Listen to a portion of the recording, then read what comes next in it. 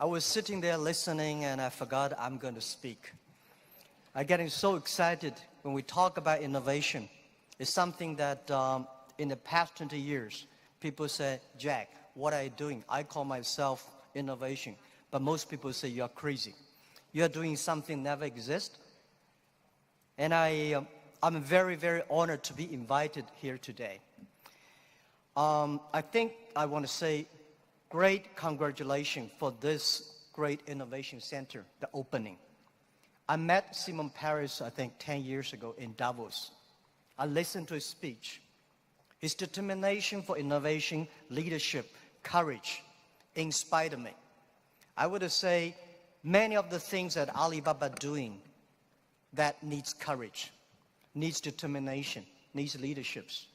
So I think he is with us all the time. And I think this innovation center is also a gift for the 70th anniversary of Israel. 4 months ago, I came to Israel. This is my first trip to Israel. I came with 37 Alibaba senior executives. Why we came here? We got a lot of invitations, but the reason we came here because we had a huge debate among ourselves because of the competition, because of the pressure, because of all the things that are around us, the anxiety. And I say, let's go to Israel. When you are there, you know what competition means. When you're there, you know when the people surrounded you, how you can survive. And after 4 days, visited the government, companies, venture capitalists, and a lot of entrepreneurs, we learned 2 things. First is innovation. Second is chutzpah, the courage to challenge. And we find in Israel, innovation is everywhere. It's just like water, it's just like a food. It's so natural. And I think to not discuss about innovation is the innovation in Israel. People here all talk about this. In the past 70 years, from my experience, for what we learned, that Israel people proved one thing. Even you have nothing, you have anything, right? You don't have anything. But if you have brain, if you have heart, you can make everything possible. From my understanding, brain is the place where you hold the knowledge, education, training. The heart is the place where you hold the wisdom. And IQ is the brain, and EQ is the heart. If you have a strong EQ, you may be easy to be successful, but people like you. You have a value, you have a friendship, you have trust. But if you have great IQ, it's very difficult for you to fail quickly. A lot of people easy to get success, but losing very quickly. That's because they don't have enough IQ. When IQ and EQ connected, that means when brain and heart connected, that is the knowledge and wisdom connected, that is called innovation. And I believe that if you want to be successful, you should have the good EQ. If you don't want to fail quickly, you should have IQ. But if you want to be respected, you should have LQ, the Q of love. And Israel has all these things. Israel has the best education systems. I had a wonderful discussion with the Minister of Education. I learned a lot, and I think this is the treasure. Israel is the country. They know the most precious resource in the world is not oil, it's not the gas, it's the human brains.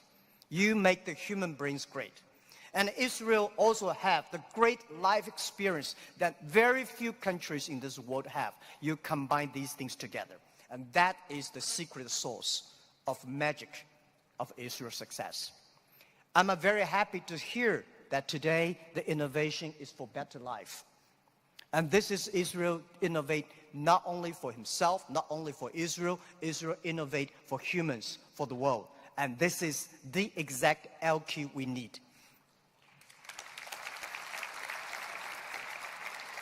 Today I come here to discuss about innovation. Where the idea come from? And people say, Jack, after 19 years in, being an Alibaba founder and a CEO, what you've got. People say you got rich. I think the wealth I've got is that I've known and seen, met so many great people in the world. I remember one story. After Second World War, a grandson asked grandfather, "Grandfather, you joined the war. So are you a hero in the war?" The grandfather said, "No, I'm not the hero, but I have the honor to work with and fight together with all the heroes."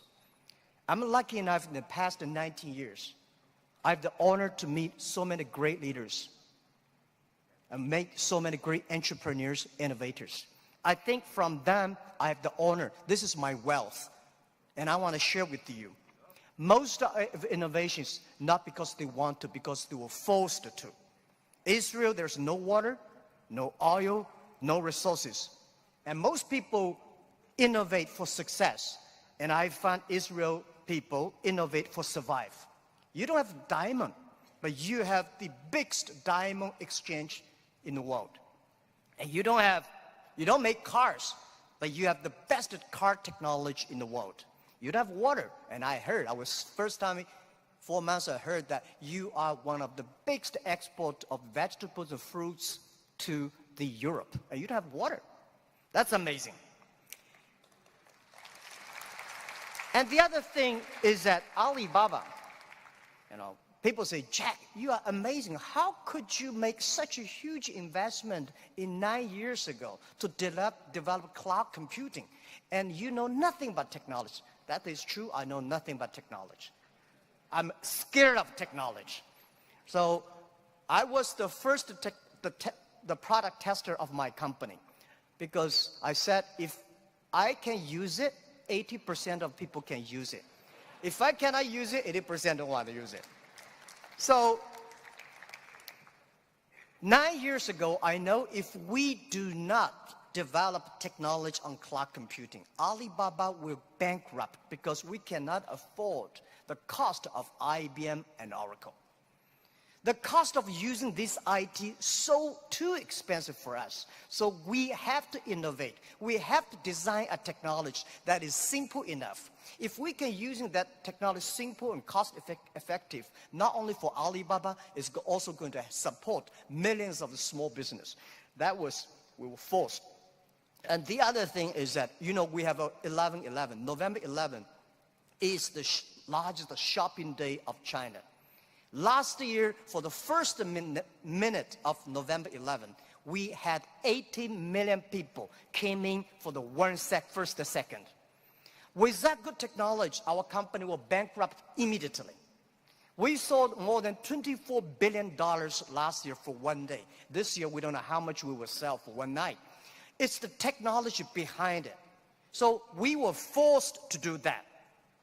And today, a lot of people say, "Oh, young people have no opportunities." I think that thing I've heard for 40 years.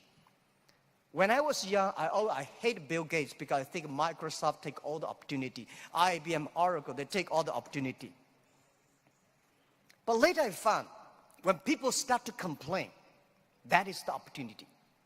Most people keep on complaining. If you can solve the complaining, if you solve the problems, and that is the opportunity.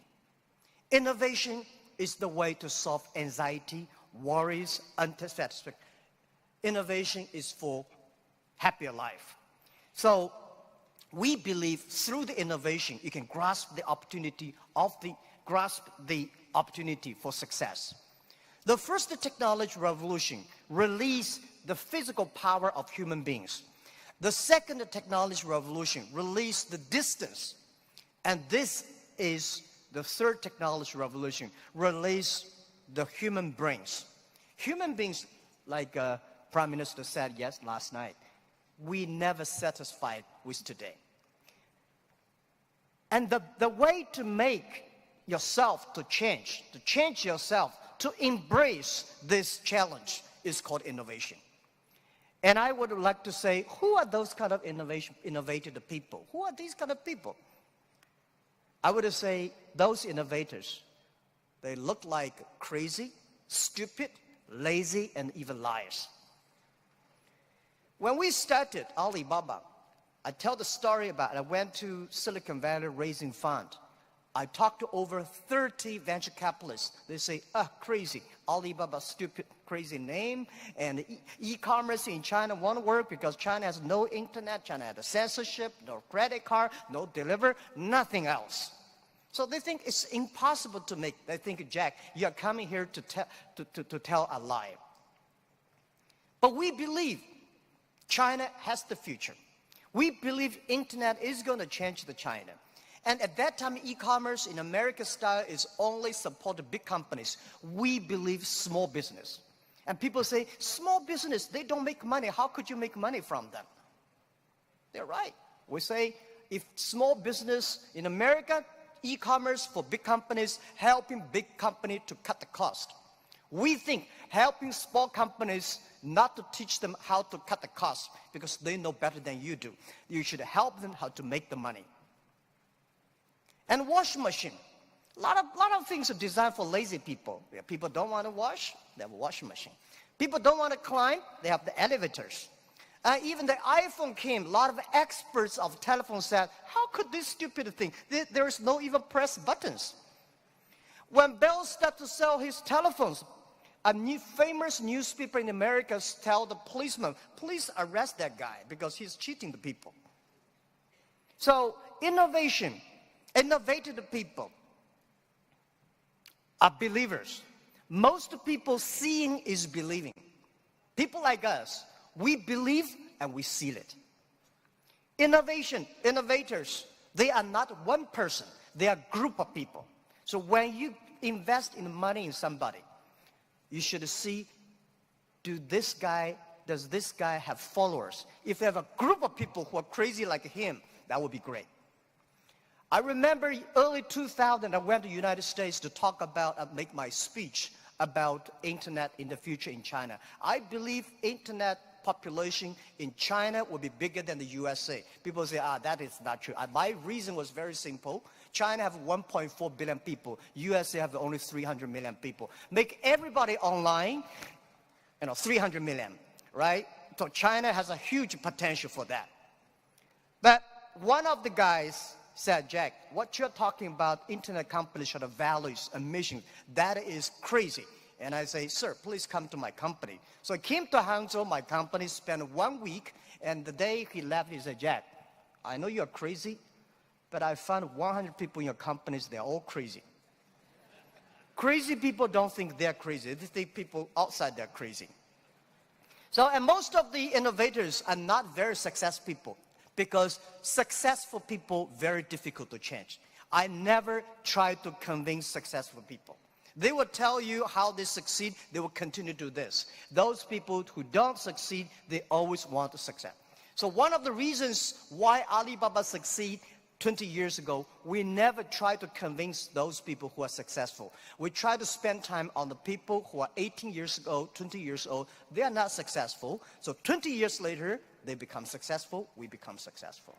That is how we did it. Now most of the people who buy online, they are 35 to 40.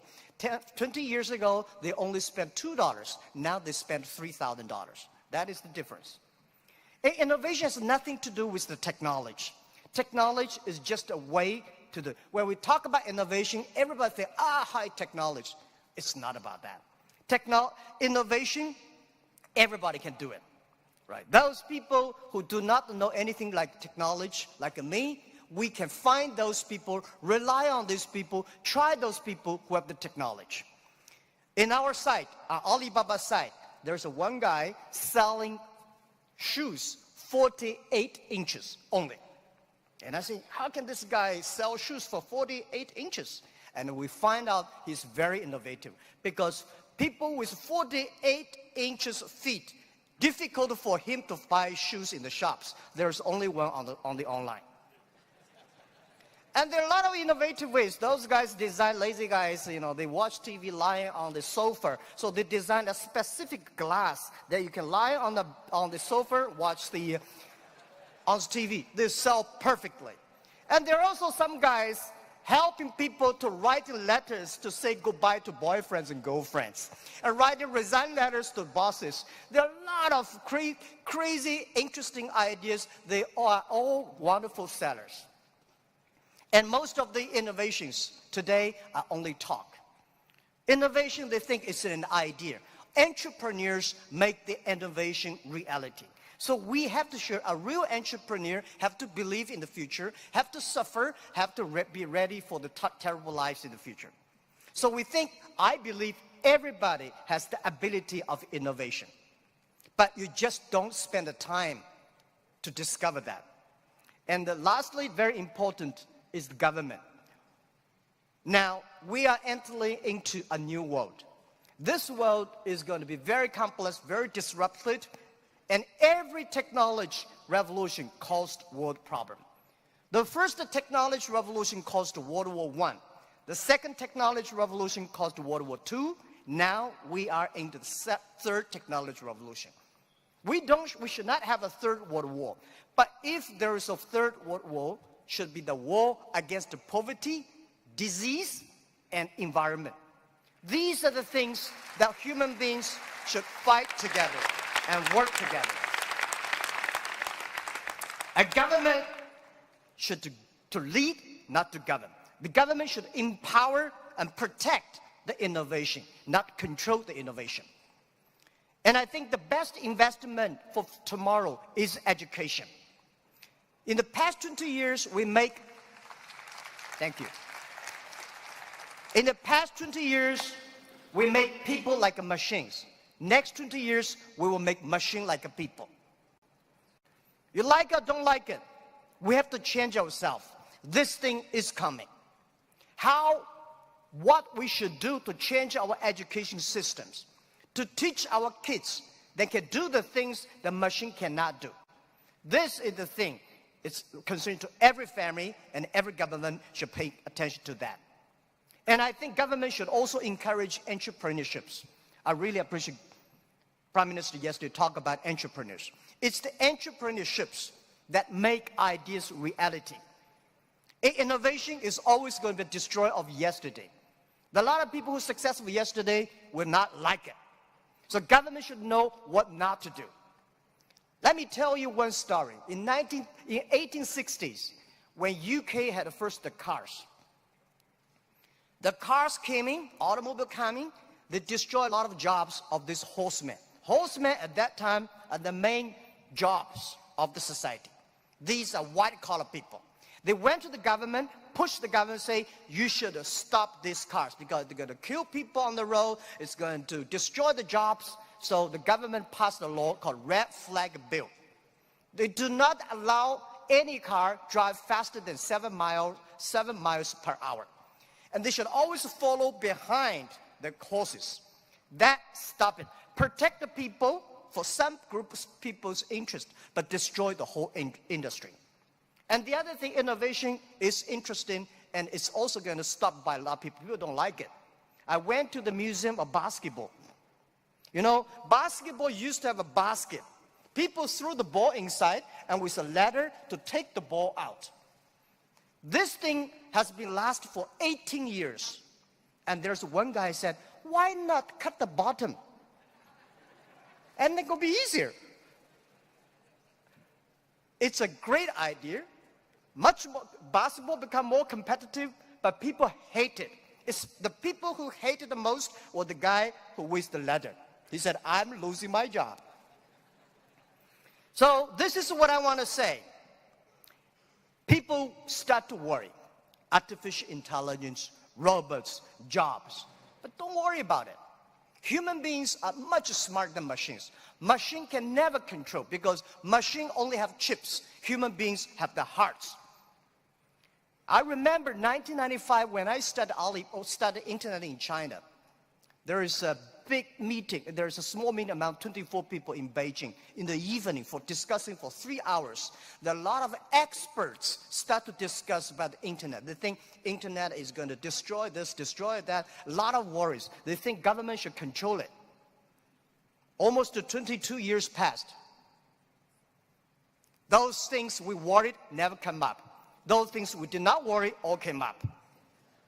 And I want to say, don't worry about the future. Young people, don't worry about the future.